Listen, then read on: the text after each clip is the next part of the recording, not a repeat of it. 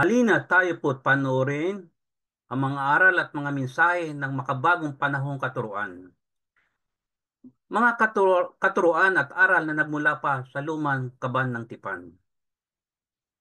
Mga katuruan, mga hula, mga mensaheng matagal nang kinalimutan ng kasaysayan. At sa ngayon, tayo po ay nasa dulo na ng huling panahon. Ay muling binuhay ang salita, ang diwa na dala ng mensahero na siyang galing dito sa dulong silangan. Mga kalamang lumipas, libo-libong taon na ang nakakaraan. At ngayon ay muli matutunghayan, dala ng mga mensaheng ating pag-aaralan. Ihanda ang ating sarili, buksan ang ating diwa, pansinin at timbangin ang mga katuroang, bigyan diin ang mga aral na matututuhan, mga aral at mga katotohanan na siyang magpapalaya sa ating nakaraan.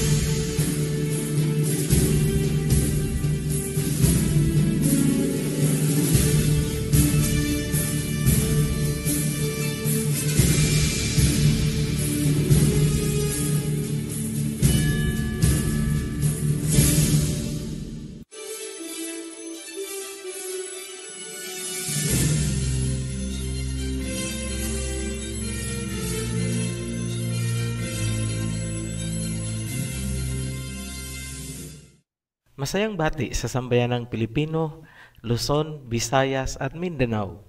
Sobrang totoo ang kasabihan na ang makakapagpaliwanag lamang ng isang aklat ay mismong ang may akda o ang author nito. Ngunit, paano kung wala na ang author? Ganyan po ang kalagayan ng Noli Me Tangere at El Filibusterismo. Daang taon na ang nakalipas mula noong isulat ni Jose Rizal ang Noli Me Tangere, ngunit hindi lubusang maunawaan ang mensahe at halaga nito hanggang sa kasalukuyan. Kapansin-pansin na ang mga nagtangkang unawain ang Noli Me Tangere ay direktang pumasok sa nilalaman ng aklat. Mabibigo sila sa ganyang paraan dahil ang nilalaman ng aklat ay hindi nagsimula sa panahon ni Rizal at hindi rin ito matatapos sa kanyang kapanahunan. Ang tunay na mga nilalaman at kahulugan ay tumutukoy sa mga pangyayaring libong taon na ang nakalipas bago pa man isilang si Jose Rizal at matatapos sa kaganapan ng mga nasusulat sa Revelation ng Biblia. Ibig sabihin, mabibigo ang sinuman na ma-decode ang tunay na mensahe ng Noli at El Fili kung babaliwalain niya ang pamamaraan kung paano ito binuo ni Rizal. Walang sinumang historian ang nakabatid ng mas malalim na dahilan bakit pumunta si Rizal sa Espanya, Germany, Belgium at iba pang bansa. Ang tanging binibigyan ng diin bilang dahilan ay ang pagpapakadalubhasa sa larangan ng medisina, entomology o pag-aaral tungkol sa mga insekto at anthropology o pag-aaral tungkol sa mga tao.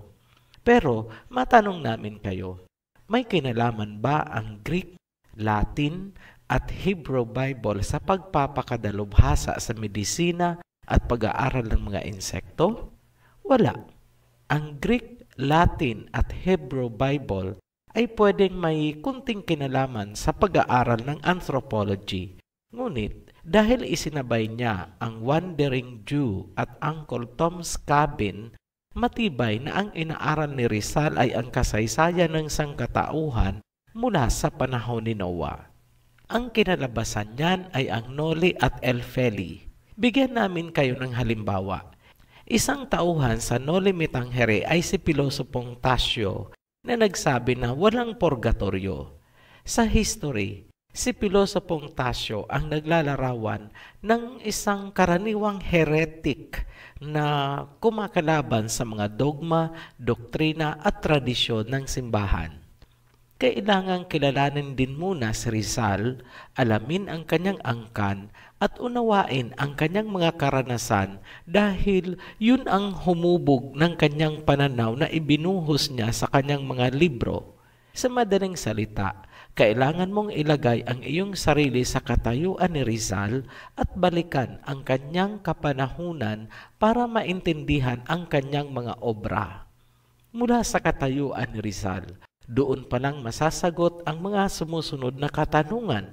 Ano ba ang mensahe na gusto niyang ihatid sa pamamagitan ng Noli Me Tangere at El Filibusterismo? Bakit una niyang inilabas ang Noli Me Tangere sa Germany at ang El Feli naman ay sa Belgium? Magugulat kayo sa mga susunod naming revelasyon. Magsimula tayo sa panahon na malaki na si Rizal. Ito ang panahon na ang Pilipinas ay nasasakop ng mga Kastila. Ibig sabihin, namulat ang isipan ni Rizal sa katotohanan o realidad ng buhay ng mga Pilipino sa kamay ng mga Kastila. Hindi po tayo mag-focus sa mga pagmamalupit ng mga Kastila, mga praile at gwardya sibil dahil alam namin na marami nang nakakaalam niyan. May dalawang impormasyon lang na huwag niyong kalilimutan. Una, si Rizal ay isinilang sa Calamba dahil babalikan po natin sa kasaysayan kung anong angkan ang kanyang pinanggalingan. Pangalawa, ang mga Kastila ay mga Europeans. Tandaan niyo po ang dalawang impormasyon na yan. Taong 1882, ipinagpatuloy ni Rizal ang kanyang pag-aaral ng medisina sa Universidad Central de Madrid sa Spain. Sa ganung estado, nakahalubilo ni Rizal ang mga anak ng mga nasa alta sosyedad ng Espanya. Bilang estudyante ng kursong medisina, hindi maitatanggi na ang kanyang mga kamag-aral ay nanggagaling sa mayayamang pamilya, mga anak ng negosyante at mga ranchero gaya ng napapanood natin sa mga pelikula. Hindi natin pwedeng baliwalain na nagkaroon ng exposure si Rizal sa lifestyle ng mga Kastila. Ngayon, tandaan natin na ang transatlantic slave trade ay nasa kasagsagan pa ng mga panahong nasa Espanya si Rizal. Ang pagdukot ng mga African slaves ay pinangunahan ng Portugal at Spain at iba pang mga European powers. Sa ganong kalagayan, napaghambing ni Rizal kung ano ang mga Kastila dito sa Pilipinas at ano sila sa kanilang sariling bayan. Ang karanasan niyang ito ay nakapaloob din sa kanyang Mi Ultimo Adios or Last Farewell na tatalakayin natin sa susunod na video. Taong 1884 hanggang 1885, isang pagtitipon ng mga makapangyarihang bansa ng Europa ang ginanap sa Germany. Ito ay binuo at pinangunahan ng German Chancellor na si Otto von Bismarck. Sa makabagong panahon, ito ay mas kilala sa tawag na summit, gaya ng Asian Summit na pagpupulong ng mga bansa sa Southeast Asia. Napagkaisahan ng mga Europeyong bansa ang sistematikong pagsakop at pagkuha ng mga lupain at natural resources ng Africa. Ang kasunduang ito ay pinagtibay nila in the name of God Almighty daw at tinawag nilang General Act of the Berlin Conference. Nasa Espanya pa si Rizal habang ginaganap ang Berlin Conference sa Germany. Habang nasa Espanya, sinimulan niyang isulat ang unang bahagi ng Noli Me Tangere. Paano naisip ni Rizal na isulat ang Noli Me Tangere? Ang susi para maintindihan kung tungkol saan ang Noli Me Tangere ay ang librong Uncle Tom's Cabin na isinulat ni Harriet Beecher Stowe. Ito ay napublish noong 1852. Ang Uncle Tom's Cabin ang naging inspirasyon ni Rizal sa kanyang pagsusulat ng Noli Me Tangere. Tungkol saan ba ang nobelang Uncle Tom's Cabin at paano nito binago ang kasaysayan ng Amerika? Halimbawa ng mga pagbabago na pinaniniwalaang nangyari dahil sa Uncle Tom's Cabin ay ang pagkakahalal kay Abraham Lincoln bilang Pangulo at ang pagsiklab ng Civil War. Ang nobelang Uncle Tom's Cabin ay ang detalyadong paglalarawan ng sinapit ng mga aliping dinukot mula sa Afrika at ito ay pumukaw sa damdamin ng maraming Americans, lalong-lalo na ang mga nasa hilagang bahagi. Ngunit, taliwas naman ang nangyari o reaksyon ng mga Amerikanong nasa gawing timog o Southern States. Nahati ang Amerika dahil sa usapin tungkol sa slavery. Ang mga pangyayaring yan ay nagsimula noong maipublish ang libro noong 1852. Taong 1860, tumakbo sa pagkapangulo si Abraham Lincoln at kanyang sinuportahan ang pag-alis ng slavery at pagpapalaya sa mga alipin. Dahil ang mga tao ay gising na dahil sa Uncle Tom's Cabin, naging popular si Lincoln at nanalo sa pagkapangulo. Taong 1861, formal na naupo bilang Pangulo si Lincoln at dito rin nagsimula ang Civil War. Ang dahilan, hindi matanggap ng mga states na nasa timog or south na nanalo ang isang presidente na nagnanais na palayain ang mga alipin o mga slaves. Ang Civil War ay sa pagitan ng Northern States at Southern States of America. Ang kwento sa libro at ang mga sumunod na pangyayari ang nagbigay ng ideya at inspirasyon kay Rizal upang simulan ang Noli Me Tangere. Ginamit niyang pattern ang Uncle Tom's Cabin upang ilarawan ang colonialism, imperialism at slavery. Ang kaibahan lang ng Noli ay ang pamamaraan ng pagkakasulat at ang lawak ng sinaklaw ng kwento. Ngunit pareho silang sumisentro sa pananakop at pang-aalipin na ginagawa ng mga Europeans. Kumbaga, ang Uncle Tom's Cabin ay senaryo sa Amerika, ang Noli Me Tangere naman ay paglalarawan ng pandaigdigang senaryo on a global scale. Ginamit lang ni Rizal bilang simbolo ang mga tauhan na nasa Pilipinas. Mamaya, ipapakita namin ang basis kung paano namin nasabi na pandaigdigan ang sinaklaw ng Noli Me Tangere. Taong 1886, isang taon matapos ang Berlin Conference, pumunta si Rizal sa Germany galing sa Espanya. Dito niya tinapos ang pagsusulat ng Noli Me Tangere. Bihira ang nakakaalam na gumamit si Rizal ng Greek, Latin at Hebrew Bible sa kanyang pagsusulat ng Noli Me Tangere. Maliban dyan, binasa niya rin ang librong Wandering Jew na sinulat ni Eugene Sue at nabanggit natin kanina ang Uncle Tom's Cabin. Isa lang ang ibig sabihin. Inaral ni Rizal kung anong lahi ang mga tao sa Uncle Tom's Cabin mula sa Biblia at sa Wandering Jews. Tandaan na ang nilalaman ng Noli Me Tangere ay tungkol sa slavery at colonialism. Tandaan din na isang taon pa lang ang nakakalipas mula ng pagkaisahan ng mga Europeans na agawin ang lupain mula sa mga Africans. Alam ba ni Rizal ang tungkol sa Berlin Conference kung saan pinagkasunduan ang pagkuha ng mga lupain sa Africa? Yes, paano namin nasabi yan? Ayon sa Philippine Embassy sa Germany, ang Café Bauer na ngayon ay Behrens Hotel ay matatagpuan noon sa kanto ng Unter den Linden at Friedrichstraße. Dito daw madalas nagbabasa si Rizal tungkol kay Kaiser at Otto von Bismarck. Tandaan na si Bismarck ang namuno sa pag-agaw ng mga lupain sa Afrika.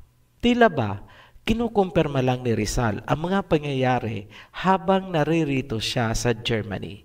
Sa angking talino ni Rizal, agad niyang napagtanto na narito nga ang pinakautak ng pagdurusa ng mga Black Africans na nabasa niya sa Uncle Tom's Cabin. Yan ang sagot bakit dito ni Rizal tinapos at inilimbag ang Noli Me Tangere noong March 1887. Kung ang Uncle Tom's Cabin ay pinasabog sa Amerika, hangad ni Rizal na ang Noli Me Tangere ay tumama sa ulo sa Germany gamit ang tatlong klaseng Biblia, Greek, Latin, Hebrew at ang Wandering Jew.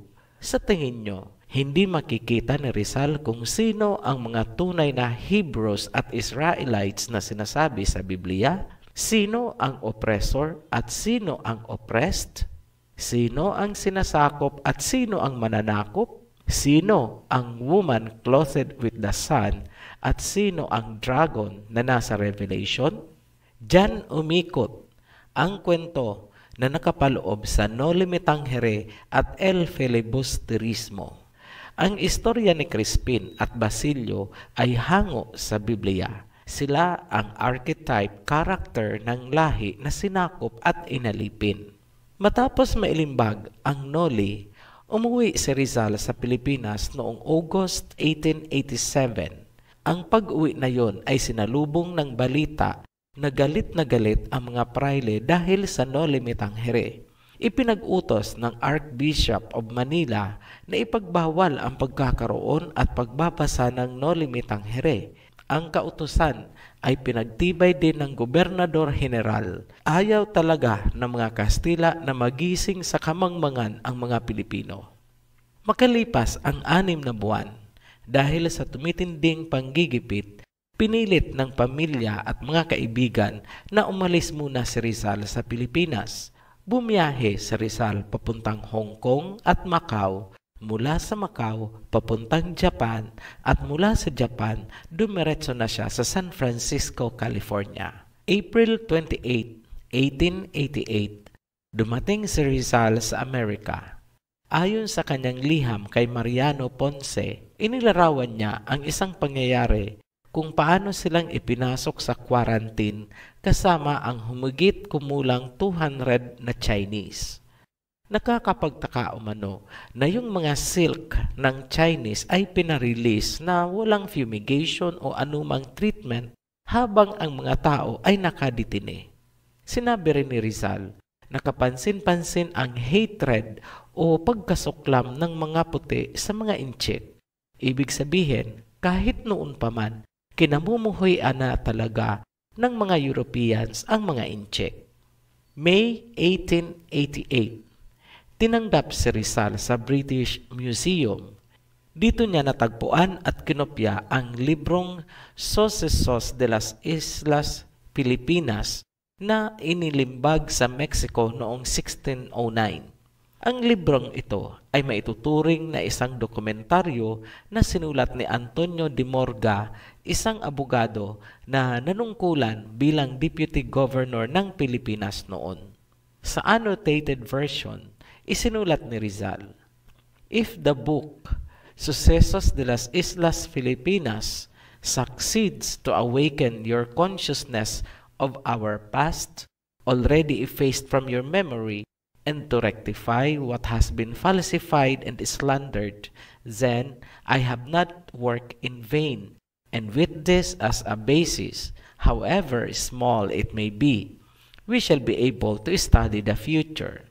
Kung tatagalugin po natin, ang sabi niya, kung magtatagumpay daw ang librong Sucesos na gisingin ang inyong diwa na maalala at maituwid ang mga mali at paninira, sa gayon, hindi na sayang ang aking pinagpaguran. Ito ang ating magiging basihan kahit gaano man kaliit para maintindihan ang hinaharap. Pansinin na ang sinasabi ni Rizal ay dapat daw ituwid ang mali at mga paninira na ginawa ng mga Kastila para maunawaan natin ang darating na panahon. Yan ang ginagawa ngayon ng Oferian Heritage sa munting maaabot ng ating kakayahan. Taong 1890, pumunta si Rizal sa Brussels, Belgium. May nais lang siyang kumpirmahin at pagkatapos noon, 1891, inilimbag niya at inilabas ang El Filibusterismo. Marahil nagtataka kayo, Bakit sa Belgium inilabas ang El Feli? Pansinin, ang El Feli ay isinalin sa English bilang Reign of Greed.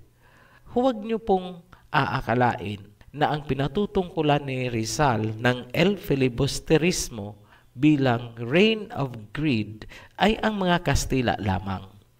Ginagamit lang ni Rizal ang pangyayari sa Pilipinas bilang archetype. Ang pinatutungkulan niya dyan ay ang European powers kung saan kasama ang Espanya. Paano po namin nasabi? Balikan natin ang Berlin Conference, kung saan pinagkaisahan ng mga European powers na agawin ang lupain ng Africa. Ito yung tinawag sa world history na Scramble for Africa. Isang taon matapos ang Berlin Conference, pumunta si Rizal sa Germany at kanyang inilimbag doon ang Noli Me Tangere. Yan ang kanyang unang pasabog para sa Germany. Ngayon, ang El Filibusterismo naman ang kanyang pinasabog sa Belgium. Tanong, bakit sa Belgium? Maiintindihan nyo yan kung kikilalanin natin ang Belgium at ang hari nito, si King Leopold II. Itong si King Leopold ang pinaka-greedy or pinakagahaman sa lahat ng European powers na sumakop sa Africa. Ginamit niya ang force publique or force publique, military power, para sa pansariling interest. Ang force publique ay tinawag ngayon na Democratic Republic of Congo. Tinutuhot talaga nitong si King Leopold ang natural resources ng Congo simula sa ivory. Kung kalupitan ang pag-uusapan, hindi magpapahuli itong si King Leopold. Isinailalim niya sa forced labor ang mga natives upang mag-harvest at magproseso ng rubber. Kapag hindi naaabot ang kota na gusto niya, pinuputulan ng kamay ang mga workers, lalaki, babae at bata bilang parusa. Kapag ang mga magulang ay mahina ang trabaho sa pagpoproseso o pagharvest ng rubber, ang ginagawa sa ilalim ng pamumuno ni King Leopold ay puputulan ng isang binte o isang braso ang anak noong magulang. Ganyan po ang kalupitan na nangyayari sa ilalim ng pamumuno ni King Leopold. Ang konserbatibong estimate ng mga namatay na Africans ay tinatayang umabot sa 10 milyon sa ilalim ng pamumuno o pananakop ni King Leopold. Ang mga sinaunang istruktura na itinayo sa panahon ni King Leopold II ay galing sa dugo at pawis ng mga Africans. Mga silent witnesses ang mga istruktura na yan at pagpapatunay sa El Filibusterismo ni Rizal, the reign of greed. Yan ang pinakamalapit na paliwanag bakit sa Belgium niya inilabas ang El Filibusterismo. Noong nailabas na ni Rizal ang El Filibusterismo, umabot sa sukdulan ang galit ng mga Kastila at ninais nila itong madakip sa paratang na rebellion or sedition. Pero, rebellion nga ba ang ginawa ni Rizal? Hindi. Reformation po ang tawag sa ginagawa niya at hindi rebellion. Hanggang sa huli, sinabi ni Rizal na malinis ang kanyang konsensya sa paratang. Kung papansinin, ang hangad ni Rizal ay mabawasan ang pagmamalupit hindi lamang sa mga Pilipino, kundi sa ibang lahi na sinakop ng European powers. Makikita sa ugnayan ng mga pangyayari na ang kanyang mga obra ay may pandaigdigang implikasyon. Ang kanyang mga travel sa abroad ay hindi lamang sa pagpapakadalubhasa sa larangan ng medisina at insekto. Higit pa doon, ipinakita ng kanyang obra ang tungkol sa slavery. Dahil sa nilalaman, ipinagbawal ng mga pare at ng gobernador general ang pagkakaroon at pagbabasa ng Noli Me Tangere at El Filibusterismo. Hindi nila nanaising magising sa kamangmangan habang nilalaso nila ng propaganda ang kaisipan ng mga Pilipino. December 30, 1896, ipinatupad ang parusang kamatayan kay Rizal by firing squad. Ngunit bago siya namatay, nag-iwan siya ng isang mensahe na kailangang intindihin mabuti ng bawat Pilipino. Malalim at matalinhaga ang laman ng Mi Ultimo Adios or ang Last Farewell. Matapos magkaroon ng kasarinlan, tinanggang harangin ng Catholic Church noong 1956 ang No Limitangere at El Filibusterismo.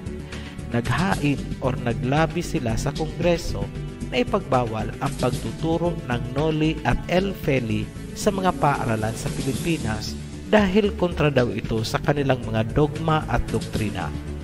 Ngunit yan ay hindi pinayagan ng Kongreso. Kaya malaya nating nababasa ang dalawang libro hanggang sa kasalukuyang panahon. Sa susunod na video ng Rizal series, i-decode natin ang Mi Ultimo Adios or ang Last Farewell. Muli kaming nagpapasalamat sa inyong patuloy na pagtangkilik at pagsuporta sa Oferian Heritage Channel. Hanggang dito na lang po. Be blessed, Oferians. Maraming pong salamat sa inyong panunood. At kung meron po kayong natutuhan, please share the video link. At kung may mga katanungan na nais malaman, please contact ang link na nasa baba nito.